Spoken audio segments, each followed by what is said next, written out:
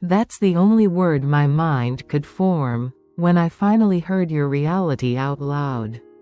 For so long, you were a vibration, an echo behind timing, a pull in the dark, a presence without explanation. Then the truth arrived. Like a revelation I didn't ask for, didn't prepare for, didn't know I would survive. Hearing your reality left me in shock. Not because it was wrong, not because it was harsh, but because it was real, and real things demand response. You didn't narrate romance. You delivered consequences. You didn't paint destiny. You exposed psychology. You didn't package yourself for comfort. You handed me truth without insulation. And it shook me awake.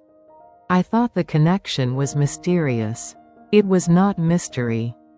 It was unprocessed truth refusing silence. The divine masculine energy you carry, it's not gentle, it's not polished, it's not diplomatic. It confronts. It disrupts the decor of illusion. It speaks like a sword-cutting fog, not flesh. The shock I felt wasn't rejection. It was impact. Because ego whispers, truth slams gently but irreversibly. I'm not confused because you spoke. I'm stunned because I finally saw the shape of what's been speaking all along. You said things I was afraid to translate. That love without backbone is a wound later. That reunion without identity is relapse. That soul bonds don't reward emotional hostage-taking. That intensity becomes clarity only after self-ownership. That a real, yes, is not begged, it's proven by evolution. Those words were the earthquake. But the aftermath? Alignment. Your truth outmeasured every rumor, outlived every interference, outsurvived every fragile assumption I built around you. Most people soften truth to keep love safe. Twin flames don't. They make truth safe enough for love to return into it without dying. I felt shock because part of me was bracing for disappointment. But disappointment needs confusion. You gave clarity. Clarity doesn't disappoint. It exposes responsibility. It demands. Do you know yourself enough to return without repeating the wound? Can you love without collapsing or vanishing?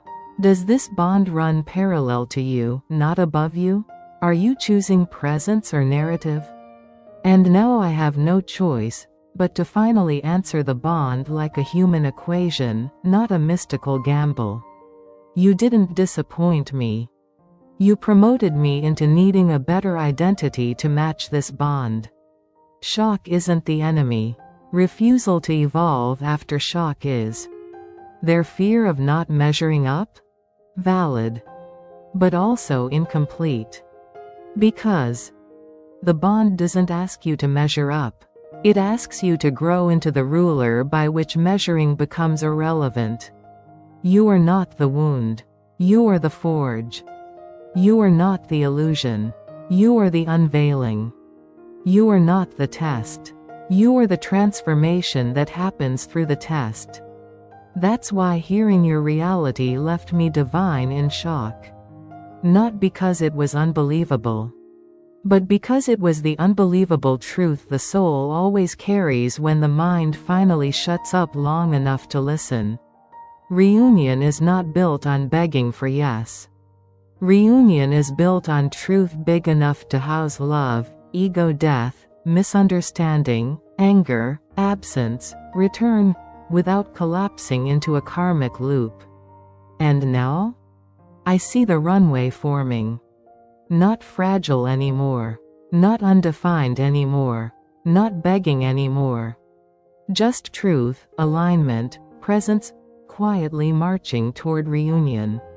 Unbelievable? Not anymore. Now it's understood.